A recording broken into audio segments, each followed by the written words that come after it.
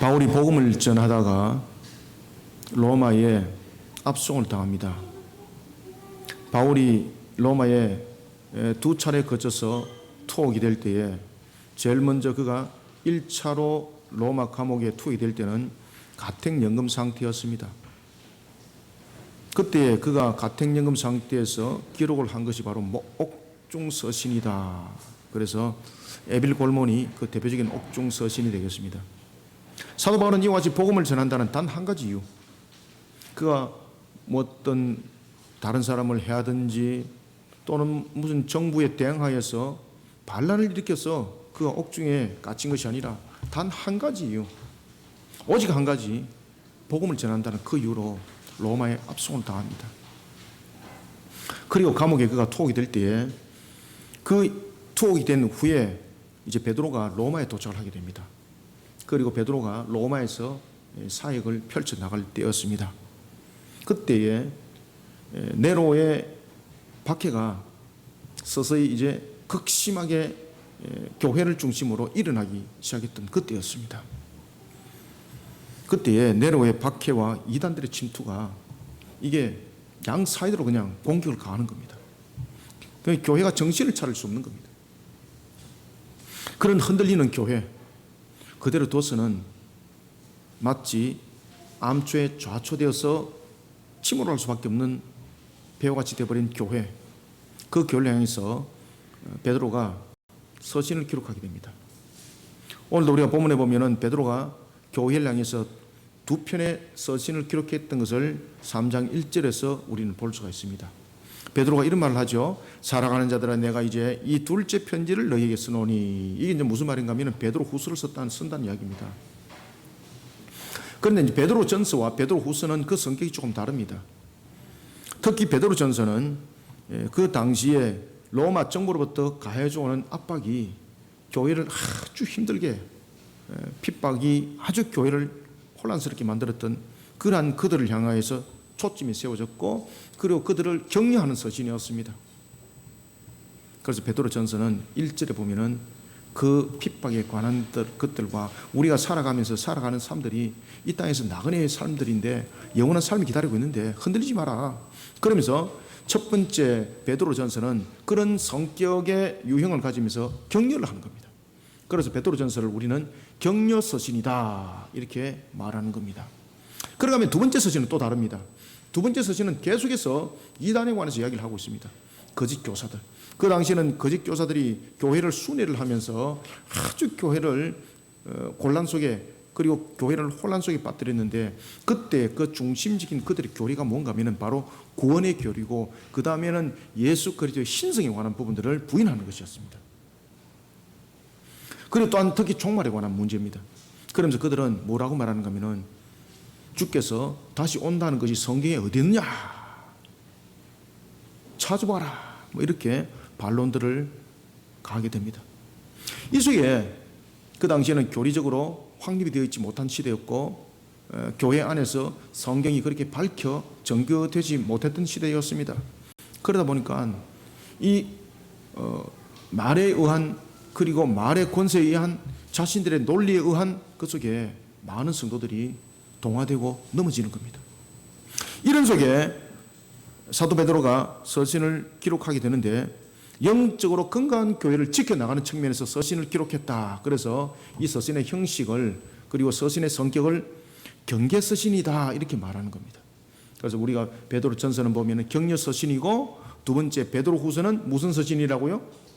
그렇죠. 경계하라, 경계하라. 그래서 경계 서신이다 이렇게 우리가 일반적으로 신학적으로 이렇게 조명하고 있습니다. 이들의 특히 거짓 교사들이 사도들을 비방할 뿐만 아니라 교리적 측면에서 구원의 진리를 비방하고, 그리고 자신들의 헛된 것을 막 자랑 삼습니다. 그러다 보니까 자신들에게 모순이 나타나잖아요. 그리고 특히 거짓된 교사들 속에서 나타났던 가운데서 가장 대표적인 모습들이 뭔가 하면 자신들의 삶들이 항상 문제가 있었습니다. 그러다 보니까 이것을 그들이 하나의 막을 키워서 자신들이 보존할 수 있는 하나의 형태를 만들어버리는 거죠. 그때에 주님께서 이 땅에 오실 때 심판에 관해서 말할 때 무슨 말씀을 하십니까? 죄에 대한 심판이요, 그리고 또한 불의한 자들은 반드시 그 심판의 저울대에 서서 그리고 그들은 멸망함으로 심판을 받을 것이다. 그리고 불못에 던짐을 당할 것이다. 라고 성경이 조명을 하고 있는데, 그리고 또한 그러한 가르침을 주고 있는 것을 그들은 부인을 합니다. 그들은 그러한 내용들을 부인하면서 헛된 것을 자랑하고 육체 정욕을 일삼고 있고 그리고 쾌락을 사랑하도록 미혹합니다. 여러분들, 우리가 음식을 먹을 때 단 음식이 속이 빨리 받아들이지던가요? 아니면 쓴 음식이 내 속에 받아들이지던가요? 그렇죠. 달고 맛있는 겁니다. 달고 맛있는 것은 우리의 육감적 부분에 대해서 우리의 만족을 채우는 거거든요. 이 거짓 교사들이 그러한 것들을 잘했던 것입니다. 그러니까 사람들이 그 속에 확 넘어가 버립니다. 사랑하는 성도 여러분, 우리는 영적으로 이와 같이 지금 이 시대도 그 당시 못지않게 영적으로 무너지기 쉬운 시대를 우리는 살아가고 있습니다. 아니, 어떻게 보면은 그때보다도 우리는 영적으로 더 무너질 수 있는 제도와 그리고 우리의 모든 구조들을 함께 구축하고 있는 삼박자가 맞아져가는 시대를 우리는 살아가고 있다고 볼 수가 있습니다. 특히 우리는 이 시대를 보시면 논리를 많이 주장하잖아요. 시험도 논리 시험 있지 않습니까? 그죠? 논리, 논술. 논술도 여러분 쓸 때 논리의 부분에 대해서 제시를 해야 되는 거잖아요. 그래서 논리가 모든 것을 지배하고 다스리는 그런 시대에, 물론 우리가 논리적 부분들을 다 전체적으로 부정한 것은 아닙니다만, 이 논리라는 것은 우리가 정의로운 속에서 논리가 있고 불의한 것을 또 논리로 제시하는 경우도 너무나도 많습니다. 우리가 민주주의라는 부분들을 이야기를 하면서 논리를 이야기를 하잖아요. 그러면서 그들은 분명히 이것이 잘못된 제도임에도 불구하고 뭐라고 논리를 내세웁니까? 많은 사람들이 이것을 원합니다라는 논리를 제시를 하는 거잖아요. 그런데 이건 보면은요, 완전히 정말로 생겨서는 안 되는 법들이거든요. 그런데 많은 사람들이 원한다는 것이죠. 이런 논리 시대에 많은 사람들이 예배를 드리기보다는 예배를 드리기를 기뻐하지 않은 시대에 논리를 제시를 하는 거죠. 그러면서 예배의 형태도 바꿔버리는 거. 이런 우리는 미혹하는 시대에, 영적으로 무너지긴 시대에 우리는 살아가고 있습니다. 그래서 논리를 너무나도 많이 주장을 하고 있는 거죠. 그런가 하면은 구원의 신비를 뿐만 아니라 우리의 구원에 관한 것들, 그리고 주님께서 이 땅에 오셔서 성육신 하신 것들, 그리고 또한 종말에 관한 것들, 이런 부분들을 이야기를 할 때 무엇을 내세웁니까? 항상 과학적 근거를 내세우는 거예요. 십자가에서 죽으심은 분명히 예수님께서 우리의 죄를 대속함으로써 그 모든 것을 이룰 때 신성이 인성을 취한 그 상태에 그 인격이 십자가에 달리셨습니다.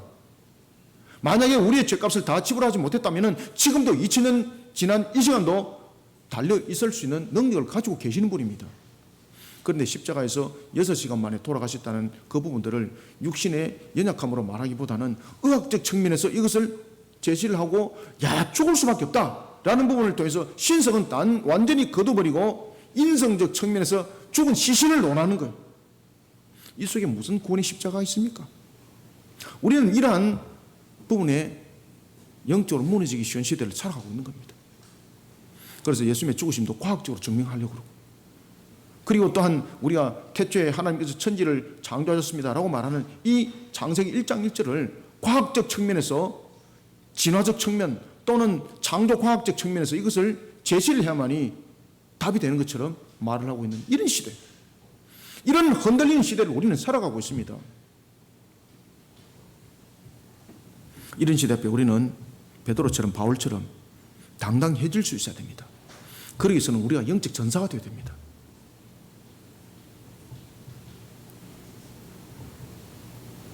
저는 이런 이제 구약 같은 경우를 히브리어로, 그리고 신약 같은 경우를 헬라어로 구절들을 많이 이렇게 외웁니다. 왜 그런가 하면은 내가 그런 것들을 능통하게 합니다라는 것을 사람들에게 자랑삼을 그런 것이 아니고요, 그 속에 아주 깊은 하나님의 음성이 있습니다. 그래서 제가 주일날 일이 말씀을 전가하면 항상 원전을 항상 보거든요. 구약을 보면 항상 히브리어를 항상 보고, 그 다음에 신약을 보게 되면 항상 헬라 원전을 항상 보고, 제가 이 본문 속에 나타나고 있는 주님의 음성을 듣는 거예요. 왜냐하면 한글 성경에서 우리가 구할 수 없는 것들이 그 속에 있거든요. 그렇기 때문에 하나님께서 히브리어로 주시고 그리고 헬라어로 주신 거예요. 그 속에 저는 어떨 때는 한 줄을 가지고 하루 종일 묵상할 때가 있습니다. 하루 종일. 그러면서 그 관계되는 성경을 계속 찾습니다. 저는. 그래서 어떨 때는 설교를 준비할 때 한 페이지를 준비할 때 한 3일이 걸릴 때도 있고요. 그냥 전부 다를 다 준비할 때 한 3시간 만에 끝날 때도 있고요. 그렇습니다. 그때 항상 저는 기도를 합니다. 워드를 딱 칠 때도 딱 앉아서 먼저 묵상을 먼저 합니다. 이런 영적 부분들이 세워지지 않으면 하나님의 말씀을 전가하는데 영적 힘이 없어요. 왜 그런가 하면 그냥 내 지식으로 만들어내는 것이거든요. 이 속에서 하나님께서 우리에게 주시고자 하는 말씀이 있는데 그 말씀을 이끌어내지 못하고 내가 그냥 말하고 싶은 거, 내 지식으로 말하고 싶은 거 그 속에 담으면은 1시간 만에 여러분 설교서 작성 다 할 수 있어요, 여러분들. 그런데 이 본문들을 통해서 하나님께서 우리에게 어떤 말씀을 전해준가라는 부분에서 내가 먼저 영적 사람이 되어야 되는 거예요. 오늘 우리가 주시는 본문의 말씀도 바로 그러한 내용들이 우리 속에 아주 강하게 작용을 하고 있습니다. 우리는 흔들린 시대를 살아가고 있습니다. 사도 베드로가 살아가던 그 시대에 매우 흔들린 시대를 살아가고 있습니다. 우리는 그 시대 못지않게 흔들린 시대를 살아가고 있는 우리의 모습들을 돌아보면서 베드로 후서를 통해서 우리는 3가지의 영적 성리자의 모습들로 우리를 세워나가야 되겠다는 것입니다. 먼저 첫 번째 우리가 1절을 한번 읽읍시다. 시작. 사랑하는 자들아, 내가 이제 이 둘째 편지를 너희에게 쓰노니 이 두 편지를 너희의 진실한 마음으로 일깨워 생각나게 하여. 아멘. 저는요, 베드로가 사랑하는 자여, 사랑하는 자들아 이 단어를 쓸 때에 베드로가 누구를 기억했겠습니까? 네? 주님께서 베드로를 부를 때 뭐라 불렀습니까? 사랑하는 자여 이렇게 불렀잖아, 그죠? 요한을 부를 때 사랑하는 자여 이렇게 불렀지 않습니까? 그가 이 단어들을 쓸 때에 반드시 그가 주님을 마음판 속에 새기고 지금 이 내용들을 쓰는 겁니다. 네가 나를 사랑하느냐? 주님으로부터 그는 3번 질문을 받았지 않습니까? 그때 자신의 부끄러운 모습들, 자신이 무엇을 해야 될지를 그때 깨달았을 때 주께서 아시나이다. 주께서 아시나이다. 그죠?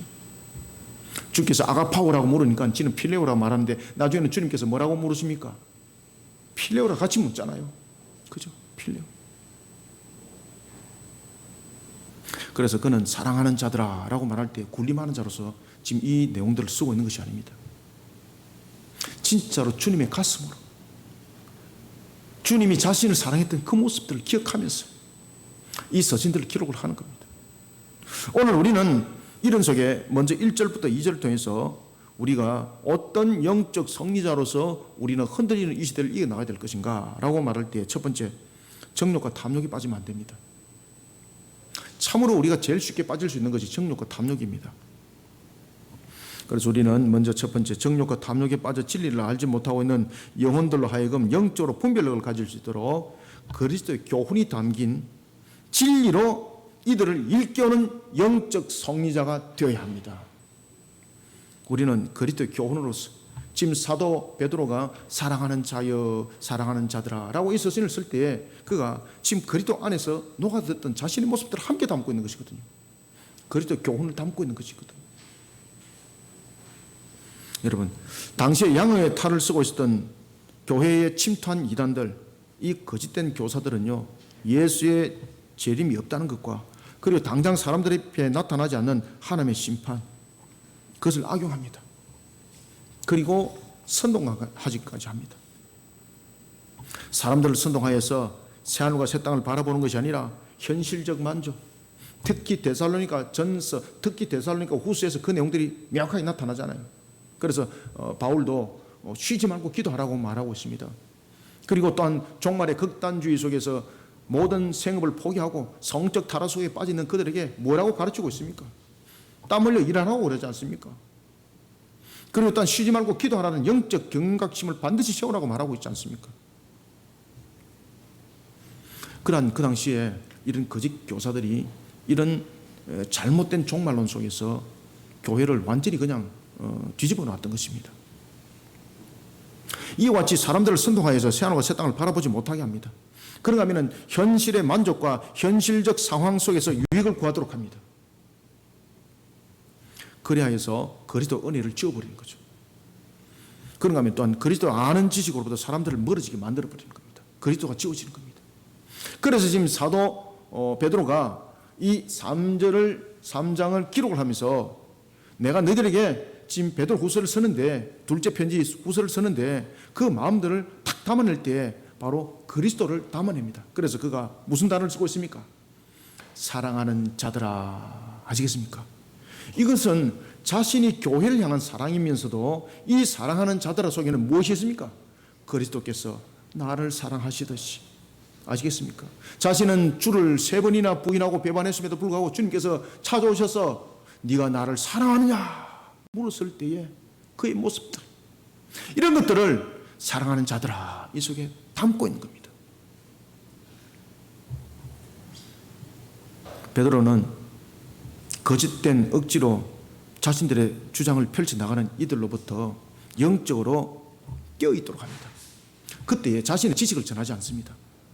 그때에 그리스도 교훈을 전합니다. 우리가 세상을 살아가면서 정욕과 탐욕에 물들지 않고 살아갈 사람 누가 있겠습니까?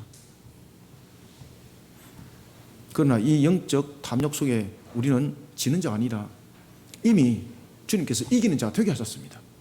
그것이 바로 요한복음 3장 19장 30절이지 않습니까? 다 이뤘다라고. 우리는 정욕과 탐욕을 물리치지 않도록 우리에게 능력 없음이 아니라 우리에게는 정욕과 탐욕을 물리칠 수 있도록 이 모든 것들에 대해서 이미 영적 분별력을 줬고 이 모든 부분들에 있어서도 이미 이기는 자가 되도록 주님께서는 그 값을 다 지불하셨습니다. 베드로 사도가 그 내용을 전하는 겁니다. 사랑하는 자들아. 여러분, 마태복음 24장에 보면 예수님께서 종말에 대해서 예언하실 때에 뭐라고 예언하셨습니까? 뭐라고 계시하셨습니까? 분명히 이 말씀을 하셨습니다. 그 당시에 교회들의 어떤 상황이 나타날지, 지금 우리가 살아나오는 이 시대에 어떤 상황들이 벌어지고 올지 이미 주님께서 계시를 하셨는데 그 계시의 내용 그대로 지금 일어나고 있습니다. 주님께서 말씀하셨습니다. 마태복음 24장에서 거짓 그리스도들과 거짓 선자들이 일어나서 택한 자들을 묘할 것이라고 예언했습니다. 이 말씀대로 그대로 그 계시 말씀대로 교회 속에 혼란이 일어났던 겁니다. 그리고 또 주님께서 뭐라고 계시하셨습니까? 그들의 능력을 믿지 말라고 했습니다. 그들 분명히 신비적 접근으로 그들이 다가올 것이다. 그때 그 신비적 모습 속에서 속임을 당하지 마라. 그 속임을 당하는 자 넘어지는 자가 된다. 먹힘을 당하지 않도록 해라. 그 종말에 대한 예언의 말씀 주신 사실이 있습니다. 베드로는 선지자를 통해서 주신 예언의 말씀뿐만 아니라 사도들을 통해 주신 종말과 구원에 따른 대속의 십자가에 대한 그리스도의 교훈들인 명하신 것, 오늘 본문에 보면 아시겠습니까? 그 명하신 것을 기억하도록 하는 겁니다. 그 명하신 것을 내가 가르쳤지 않느냐? 내가 명하신 것을 사도들이 또한 가르쳤지 않느냐? 이것을 기억하라는 겁니다. 다른 것을 기억하라는 것이 아니라, 아시겠습니까?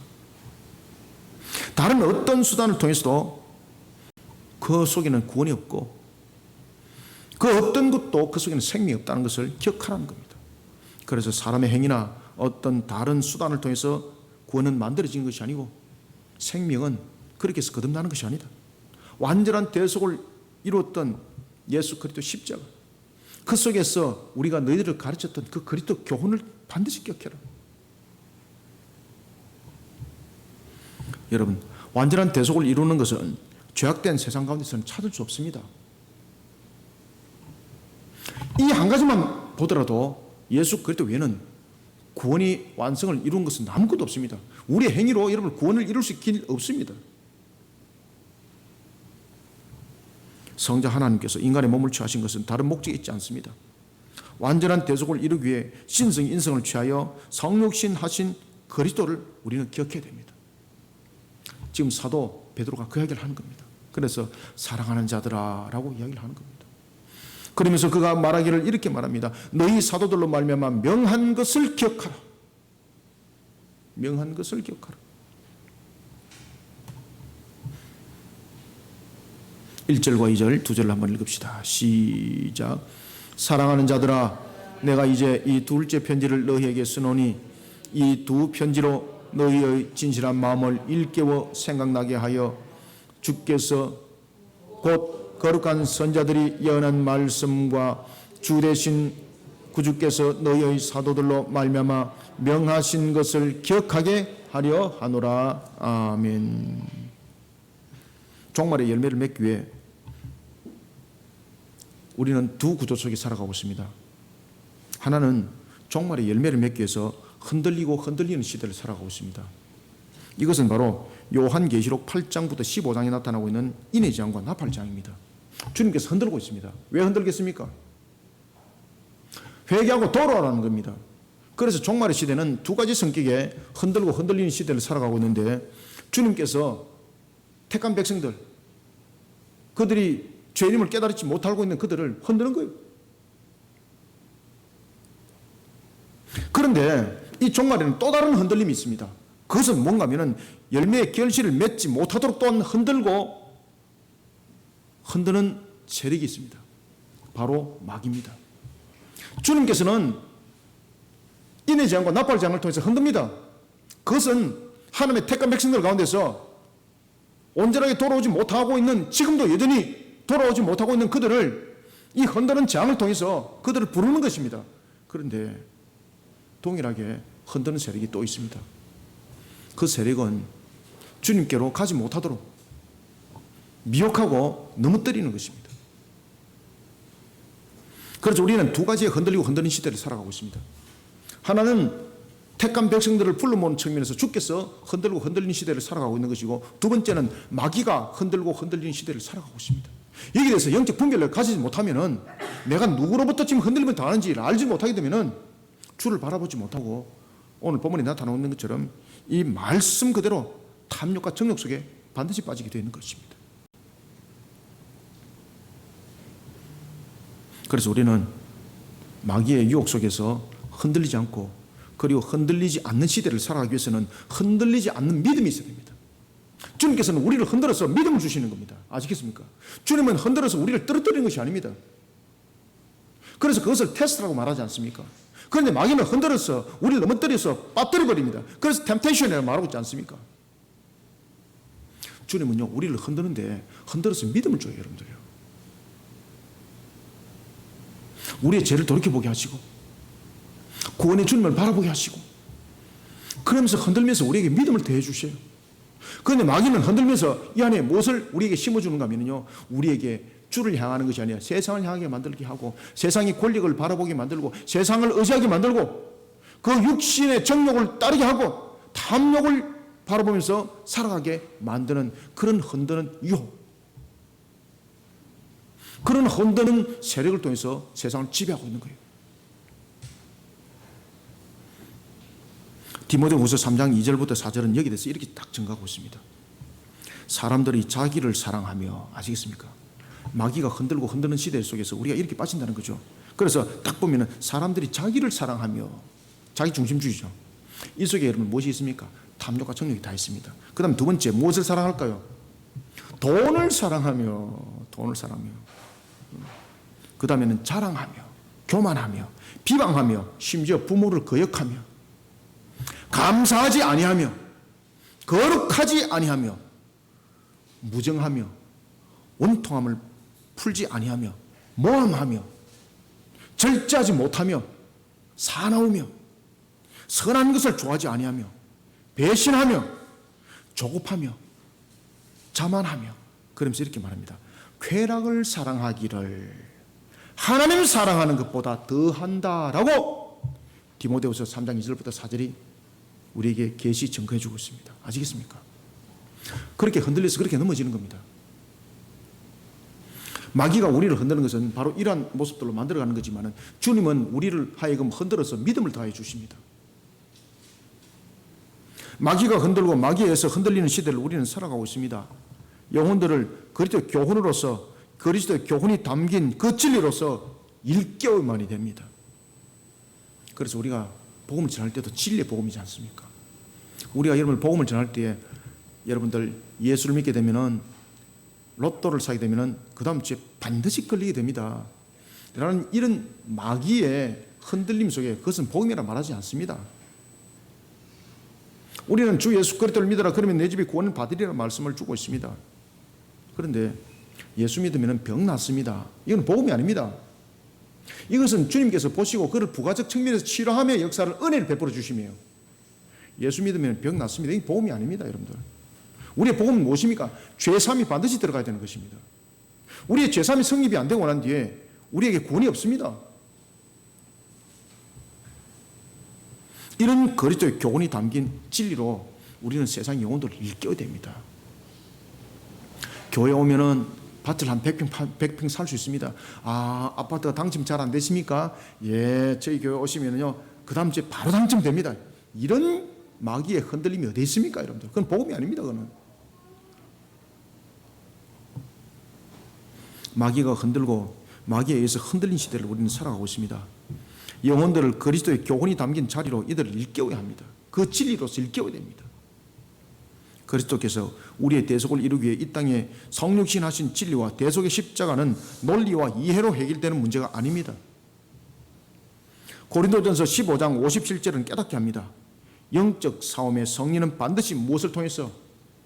그래서 고린도전서 15장 57절에 굉장히 중요한 이야기를 해주고 있습니다. 그것은 뭔가 하면은 우리가 영적 싸움은 이와 같이 우리의 어떤 논리적 측면 또는 우리의 어떤 상식적 측면, 내가 가지고 있는 어떤 능력적 측면에서 영적 싸움은 절대 승리 못한다.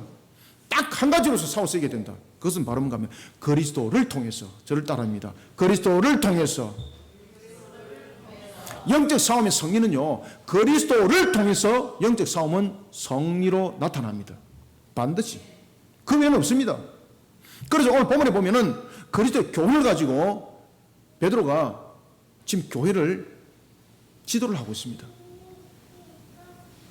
이 당시에 베드로 전서 후서는 한 교회를 지정한 것이 아니잖아요.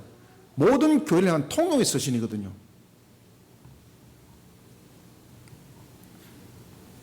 요한복음 19장 30절에 보면 다 이루었다라고 성리가 선포된 그리스도의 보혈의 십자가. 우리는 이 신앙으로 싸워야 됩니다. 그래서 그리스도를 통해서 우리는 싸워야 됩니다. 탐욕과 정욕에 빠진 진리를 알지 못하고 있는 영혼들로 하여금 영적으로 분별력을 가지도록 그리스도의 교훈이 담긴 진리로 그들을 일깨우는 영적 성자들이 다 되시기를 소원합니다. 그 다음에 두 번째 우리가 3절을 함께 읽습니다. 시작. 먼저 이것을 알지니 말세 조롱하는 자들이 와서 자기의 정욕을 따라 행하며 조롱하여. 아멘. 우리가 두 번째는 3절부터 5절 통해서 하나님의 계시를 비웃고 그리고 경시 여기는 그런 자들에게 우리는 세상 후에 하나님이 계심을 증거해내는 영적 승리자가 되어야 합니다. 베드로 당시 이 거짓 교사들은 자신들의 주장에 대한 정당성을 만들기 위해서 주님의 재림을 자의적으로 해석했습니다. 그러나 여러분들 사도행전 1장 11절에 보면은 예수님은 하늘에 가심을 본 그대로 오신다고 했습니다. 그렇게 우리에게 계시해 주고 있습니다. 그런데 이들은 그것을 다 덮어버린 겁니다. 요한계시록 1장 7절 보십시오. 요한계시록 1장 7절도 우리에게 어떻게 전해주고 있습니까? 볼지어다 그가 구름을 타고 오시리라 각 사람이 눈이 그를 보겠고 라고 말하고 있습니다. 심지어 그를 찌른 자들도 볼 것이고 땅에 있는 모든 족속이 그로 말미암아 애국하리니 라고 말하고 있습니다. 주님은 재림은 이렇게 공개적으로 오게 되어 있습니다. 그러나 이들은 이런 주님의 재림이 없다고 가르칩니다. 이런 재림이 없다고 가르치는 겁니다. 심지어 그리스도의 재림에 대한 종말의 진리를 조롱하기까지 합니다. 세상은 자연 법칙 순리에 따라서 흘러간다라고 이들은 주장하고 있습니다. 여러분들, 우리가 그리스도인들이 절대 함께서는 갈 수 없는 그런 세상의 논리 가운데 하나가 있는데 그것이 바로 진화론입니다. 이 진화론은 주님이 오시는 것 전부 다 부인하는 겁니다. 이 진화론은 천지 만물의 창조주 하나님을 부인하는 겁니다. 그 다음에 두 번째, 하나님의 운행을 부인하는 겁니다. 세 번째, 진화는요, 주님이 오시는 것을 부인합니다. 진화가 어디 있습니까? 그래서 그들은 진화적 측면에서 아메바를 이야기하고 있고, 그러면서 또한 플라톤 철학 속에서 이 진화적 부분들을 담고 있거든요. 네 가지 부분에 대해서 불이 흐르면서 공기 속에서 순환을 이루고 물을 만들어내고 그러면서 어떤 생체가 만들어지고 이것이 계속해서 반복적으로 만들어져서 어떤 생물들이 만들어졌다는 플라톤적 요소가 그 속에 또한 있는 겁니다. 제가 플라톤의 철학을 제가 공부를 하면서 티마요사하고 이런 책들을 제가 읽어서 공부를 하면서 야, 참 기가 찬다, 기가 차. 어디서 이런 것을 배워서 했을까? 마귀가 역사하면 여러분 안 되는 거죠. 아시겠습니까? 분명히 창세기 1장 1절에 보면 하나님이 천지 만물을 창조했다고 그랬습니다. 심지어 그것은 그 하늘과 그 땅이라고 하샤마임 하아레츠라고 분명히 이야기를 하고 있습니다. 그 어떤 것들도 하나님 창조하시지 않은 것은 없다고 말하고 있습니다. 그런데 진화를 들고 놓은 거죠. 이런 속에 그들은요 하나님의 창조를 그리고 하나님의 주관하심을 죄로 인하여서 세상의 종말을 맞이한다는 이 사건을 이 거짓 교사들은 부인해버립니다. 그러면서 뭐라고 말하는가 하면 이렇게 말합니다. 주께서 강림하신다는 약속이 어디 있느냐 이러면서 막 비웃는 거예요. 우리 여러분 세상에서 그런 이야기 지금도 많이 듣잖아요. 친구들한테 여러분 그런 소리 안 듣습니까? 여러분들이 주님께서 이 땅을 심판하러 오실 것이다 말하면은 친구들이 뭐라고 말하나요? 주변의 사람들이 뭐라고 말하나요? 웃기지 말라고. 3절부터 6절을 한번 읽어봅시다. 시작. 먼저 이것을 알지니 말세에 조롱하는 자들이 와서 자기의 정욕을 따라 행하며 조롱하여 이르되 주께서 강림하신다는 약속이 어디 있느냐? 조상들이 잔 후로부터 만물이 처음 창조될 때와 같이 그냥 있다 하니 이는 하늘이 옛적부터 있는 것과 땅이 물에서 나와 물로 성립된 것도 하나님의 말씀으로 된 것을 그들이 일부러 잊으러 함이로라. 6절. 이로 말미암아 그때에 세상은 물이 넘침으로 멸망하였으되 아멘. 지금 이들이 세상 관해서도 뭐라고 말하고 있습니까? 하나님이 창조했다 안 가르치는 거예요. 그리고 이때는 설이 두 개가 나타납니다. 여러분 이 진화론적 측면도 다윈이 그때서 비로소 이 진화론을 그가 만들어낸 것이 아닙니다. 이런 플라톤 철학이라든지 이런 사상들이 만연했던 그 사상들이 영향력을 끼쳐서 그 속에서 나타난 이론입니다. 아시겠습니까? 그래서 여러분들 보시면 우리가 세상에 나타나는 학생들이 어디서부터 어떻게 여러분들 뻗어나가는 걸 잘 보셔야 되는 거예요.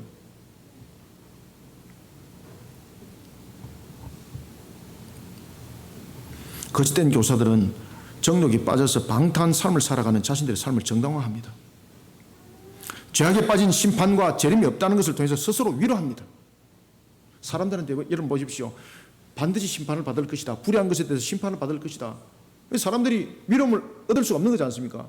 그런데 불의한 것들을 심판하는 것이 어디에 있어? 아니야. 그 전부 다 자기들 이야기야. 얼마나 위로가 됩니까? 그죠?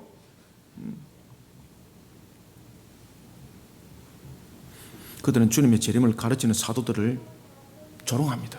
오늘 본문을 읽어보십시오. 딱 지금 그 이야기를 하고 있지 않습니까?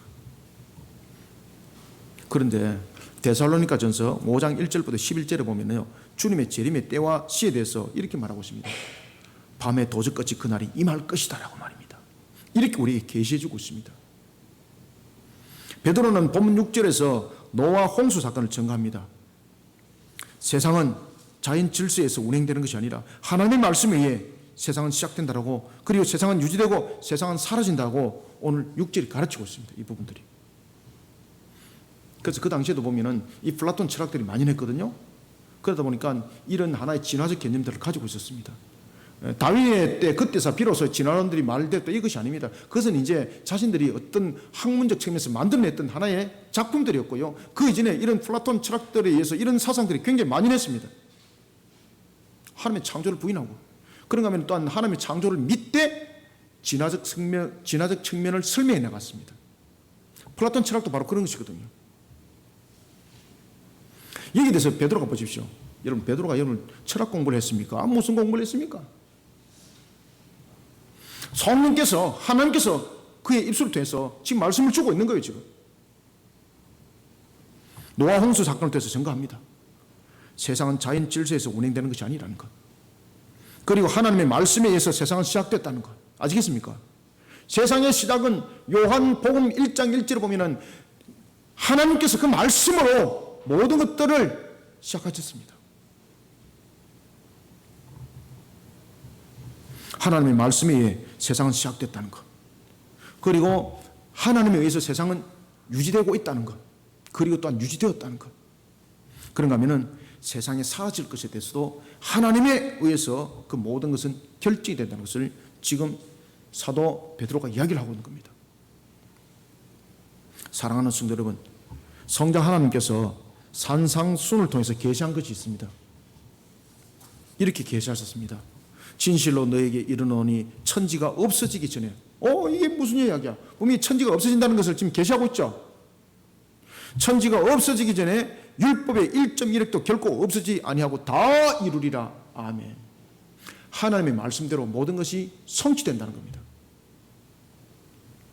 하나님께서 하신 말씀은 어떤 것도 그 말씀대로 이루어지지 않는 것 없습니다.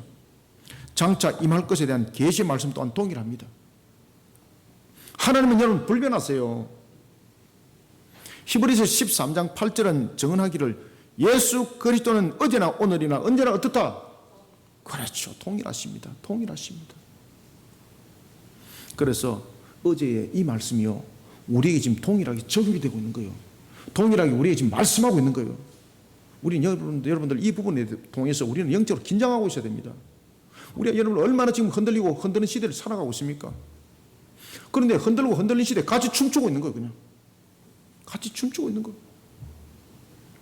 요한복음 6장 35절은 계시합니다. 예수께서 이르시되 나는 생명의 떡이니 내게 오는 자는 결코 줄이지 아니할 터요 나를 믿는 자는 영원히 목마르지 아니하리라. 아멘. 그런가 하면 사도행전 16장 31절에서 계시하고 있습니다. 주 예수 그리스도를 믿으라. 그러면 너와 내 집이 구원을 받으리라. 아멘. 이 구원의 복음은 변함이 없습니다. 어떤 상황적 측면에서 변하지 않습니다. 하나님의 계시를 비웃고 경시하고 이런 세상 위에 우리는요, 하나님의 살아계심을 증거해야 됩니다. 어제나 오늘이나 어떻다? 동일하신 하나님, 살아계신 하나님께서 그 모든 것들을 주관하시고 다스리고 계신다는 사실, 그 살아계신 하나님께서 이 땅에 심판의 주로 오신다는 이 사실, 우리는 이 계시의 사실에 대해서 이 계시의 사실을 증거하는 영적 성리자가 되어야 합니다. 이런 속에 우리의 사명들을 잘 감당해 나가는 저와 여러분들이 다 되시기를 소원합니다. 마지막으로 7절을 한번 읽읍시다. 시작. 이제 하늘과 땅은 그 동일한 말씀으로 불사르기 위하여 보호하신 바 되어 경건하지 아니한 사람들의 심판과 멸망의 날까지 보존하여 두신 것이니라. 아멘. 우리는 마지막으로 7절 통해서 악을 멸할 불의 심판과 그리고 남은 자를 향한 회개 사역을 굽힘없이 펼쳐나가는 우리는 영적 성자가 되어야 합니다. 그래서 그것을 우리가 양날의 금의 말씀이라 말하지 않습니까? 우리가 창세기 6장에서도 이미 증거되고 있는 것처럼 하나님께서 방주를 만드는 것으로 끝나질 않았습니다. 안에 3층을 짓고 칸을 지르게 했습니다. 그것으로 끝나질 않았습니다. 무엇을 마무리했습니까? 역청을 어디에 발라라? 안팎에 발라라. 안팎에 발라라. 아시겠습니까? 우리는 이 시대를 향해서 심판을 반드시 전해야 됩니다. 그런가 하면은 심판을 전할 뿐만 아니라 우리는 구원의 복음을 함께 정해내는 양날의 검으로서 우리는 회개 사역을 함께 일으키는 영적 성자가 되어야 합니다. 그럴 때에 우리의 증거하는 말씀이요, 이 한날에서는 무슨 말씀이 된다? 검의 말씀이 되는 겁니다. 검의 말씀. 그 검의 말씀이 그 사람의 혼과 육을 찔러 쪼개는 겁니다. 노아시대 세상의 불에 대해 하나님께서는 물로 심판합니다. 물로 죄를 씻어버리고 썰어버린다는 것이죠. 그래서 그 당시에는 세상을 멸함이 아니잖아요. 그래서 노아를 8명 뒀지 않습니까? 가족을. 죄를 씻음이죠.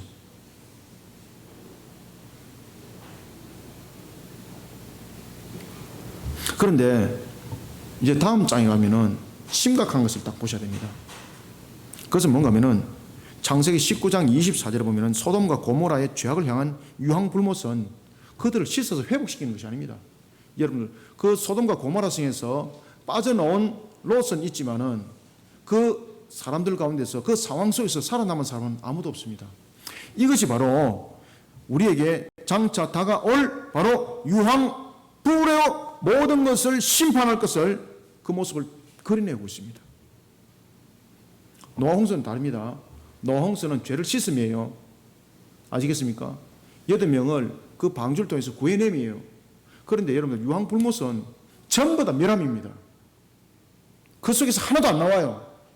유황불못이 떨어지기 전에 롯이 나왔지, 유황불못이 이미 심판 속에 가둬졌을 때 그가 놓은 것 아닙니다, 여러분들. 이것은 종말의 심판을 말하고 있습니다. 노아의 심판에 대한 부분들은 우리로 하여금 죄의 삶을 통하여서 구원하는 그런 하나의 한 과정을 우리에게 담고 있는 초림의 주님께서 오셔서 재림에 오시는 주님이 그까지 사이의 과정을 담고 있다면 바로 소돔과 고모라 성은요, 바로 재림하신 그 주님으로 인해서 세상이 끝장나는 것을 말하고 있습니다. 이 속에 우리는 요한계시록의 계시 말씀을 기억하셔야 됩니다. 요한계시록 보면은 3번의 불못의 심판을 우리에게 계시해 주고 있습니다. 첫 번째는 요한계시록 19장 20절에 보면은 짐승과 거짓 선자가 유황불못에 던짐을 당하고 심판을 받습니다. 두 번째 유황불못의 심판은 계시록 20장 10절에 보면은 마귀가 유황불못에 던지지고, 세 번째는 바로 누굽니까? 요한계시록 20장 14절에 보면 생명체, 그 이름이 기록되지 않은 자들입니다. 모든 사람들은 다 부활 다 하죠. 그때 이 불의한 자들은 불못에 던짐을 당하게 되는데, 이것을 요한계시록은 둘째 사망이라고 우리에게 가르쳐주고 있습니다. 오늘 본문에도 보면 그 이야기를 하는 겁니다. 경건하지 아니한 사람들의 심판과 멸망입니다. 지금 베드로가 이 이야기를 하고 있는 겁니다. 그리고 이런 심판이 단행되기 전까지 일어나는 7 나팔 재앙, 구원할 자들 중에서 남은 자들인 그 수, 그 남은 자들을 회개시켜서 돌이키는 재앙, 그 재앙이 일어나기까지는 회개 사역이 펼쳐지는데, 그 이유는 회개 사역이 없습니다. 대접재앙은 악한 세력들을 향한 불못의 심판이거든요. 갖다 부어버리는 거예요. 7절을 함께 읽습니다. 시작. 이제 하늘과 땅은 그 동일한 말씀으로 불사르기 위하여 보호하신 바 되어 경건하지 아니한 사람들의 심판과 멸망의 날까지 보존하여 두신 것이니라. 아멘. 사랑하는 성도 여러분, 악은 멸함을 당하는 불심판을 우리는 세상으로 하여금 깨닫게 알게 됩니다. 악은 반드시 멸한다는 것, 그리고 반드시 불심판을 피할 수 없다는 것, 요한계시록이 이미 계시해주고 있지 않습니까? 마귀의 세력에 대해서 거짓 선자와 짐승 첫 번째 불못에 던짐을 당합니다. 그 다음에 두 번째는 천년이 차고 난 이후에 곡과 마옥 전투 속에 일어날 때에 주님께서 그를 딱 잡아가지고 마귀를 불못에 딱 던지고 난 뒤에 그 다음에 이제 백보자 심판대가 딱 열리는 거죠. 그때에 이미 천년왕국 전에 이미 부활했던 믿음을 가진 자들, 그리고 믿음이 가지 못한 자들은 이때 이제 부활하게 되는 거죠. 그들이 모두 다 요한계시록 보면 크고 흰 보호자 모두 다가 일순간에 그 속에 닿습니다. 야, 그 많은 사람들이 어떻게 써요? 라고 말하지만은 그래서 크고 흰 보호자라고 말하고 있는 겁니다. 하나님의 속성 속에서 크고라는 것은 큰 의미가 없습니다. 그런데 크고 흰 보호자라는 것을 담고 있는 것은 하나님의 무한적 속성적 측면에서의 그 보호자라는 것이죠. 그럴 때 그 크고라는 것은 모든 사람들이 한 자리에 전부 다 심판받기에 부족함이 없는 심판대라는 것입니다. 그 크고 흰 보호자에서 오늘 본문에 나타나고 있는 것처럼 악을 행한 자들, 경건치 아니한 자들, 바로 마귀에 속한 자들이죠. 불심판을 면하지 못합니다. 우리는 이것을 세상을 향해서 담대히 증언해내야 됩니다. 그리고 남은 자를 향한 회개 사역을 굽힘없이 증언해야 됩니다. 그래서 우리의 지금 이 시대 복음은요, 예수 믿으면 잘 삽니다. 예수 믿으면 건강해집니다. 예수 믿으면 사주팔자 펼쳐집니다. 이건 복음이 아닙니다, 여러분들. 그것은 어떤 순간도 우리가 증거될 그런 내용들이 아닙니다. 그러면은 잘 살면은 더 이상 교회 올 이유가 없는 거잖아요. 병 낫고 난 뒤에는 더 이상 교회 올 이유가 없는 거잖아요. 복음은 우리의 생명입니다. 죄사함입니다. 죄사함이 빠진 것이 어떻게 복음이 될 수 있습니까? 우리는 이 시대 앞에 이런 분명 복음을 전할 수 있어야 됩니다. 그래서 주께서도 말씀하시기를 회개하라 천국이 가까이 왔느니라, 그 사역을 펼쳐나갔지 않습니까? 광야에서 말입니다. 사랑하는 성도 여러분, 악은 멸함을 당한다는 불신판을 우리는 세상으로 하여금 깨달아 알게 이 사역을 감당해 나갈 뿐만 아니라 남은 자를 향한 회개의 사역을 굽힘없이 펼쳐나가는 영적 선지자들이 다 되시기를 소원합니다. 말씀을 맺겠습니다. 고린도전서 15장 57절을 보면은 이렇게 우리에게 계시해주고 있습니다. 우리 주 예수 그리스도로 말미암아 우리에게 성리를 주시는 하나님께 감사하노니. 아멘. 이 굉장히 중요한 내용입니다. 자, 여기서 여러분들 초점을 놔주셔야 됩니다. 우리 주 누구로? 우리 주 예수 그리스도로 말미암아 우리에게 무엇을 준다? 성리를 주시는 거, 성리를 주시는 거. 저와 여러분들이 영적 전투 속에서 모든 것을 이기는 성자가 되려면 반드시 예수 그리스도를 통해서만이 이 성취는 일어납니다. 우리가 세상을 살아가는 것도 마찬가지입니다. 모든 것을 화복의 주관자가 누구십니까? 하나님이십니다. 그러면 하나님께서 그 모든 것을 이룰 때 고린도전서 15장 57절 보면은 그리스도로 말미암아인데 우리의 성령을 주시는 분이 하나님이라는 거예요. 그러면 하나님이 화복을 주실 때 반드시 그리스도를 통해 주십니다. 우리는 이런 성자가 되어야 합니다. 영적 싸움의 승리는 하나님께서 오십니다. 분명히 영적 승리는 하나님에게서 오는데 누구를 통해서? 그렇죠. 그리스도를 통해서. 이거 여러분들 잊어버리면 안 돼요, 이거요. 그래서 사도 베드로가 그 상황을 지금 모든 교회들로 하여금 깨달아 알게 하는 거예요, 지금. 우리의 영적 싸움의 승리뿐만 아니라 모든 것의 승리는 하나님에게서 오는데 그리스도를 통해서 옵니다. 우리의 영적 승리는 어떻게 이겨나가게 합니까? 그리스도를 통해서 믿음으로 이겨나가게 하는 거예요. 믿음으로. 그래서 보면은 우리가 여러분 지금 요한복음 공부를 했지 않습니까? 요한복음에 보면은 14장과 15장과 16장에서 요한이 굉장히 강조하고 있는 단어가 있다고 그랬죠? 뭐였습니까? 파라클레토스. 보혜사. 이 보혜사를 예수님께서 약속하셨습니다. 도와주시고 능력 주시고 지켜주시고 이끌어주시는 성령의 역할 말입니다. 그래서 우리는 그리스도를 통해서 우리는 영적 승리자가 되는 것입니다. 사랑하는 성도 여러분, 우리는 육에 대하여, 세상에 대하여, 사탄에 대하여 영적 전투가 치열하게 일어나고 있는 시대를 지금 살아가고 있습니다. 요한계시록 2장과 그리고 3장 그리고 요한계시록 21장은 영적 승리자에게 주는 상급에 대해서 언급하고 있습니다. 아주 많은 내용들을 이야기를 하고 있습니다. 그래서 7 교회를 향해서도 이야기를 하고 있지 않습니까? 그 중에서 대표되는 것들이 뭔가 하면 생명나무 과실을 먹는 것, 그 다음에 감춰진 만나를 먹게 되는 것, 새 이름이 기록된 흰 돌이 주어지는 것, 성리와 거룩을 나타내는 흰 옷을 입는 것을 약속했습니다. 그리고 생명책에서 그 이름을 지워지지 아니할 것을, 그리고 만국을 다스릴 권세를 주실 것을, 그리고 둘째 사망의 해를 받지 않을 것을 약속하셨습니다. 탐욕과 정욕에 빠져 이런 진리를 알지 못하고 있는 영혼들, 그리스도의 교훈이 담긴 십자가의 진리로서 이것을 일깨워야 됩니다. 아시겠습니까?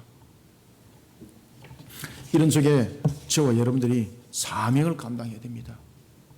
이런 부분에 우리는 주님의 주신 사명을 감당하면서 영적 승리자가 되어야 합니다.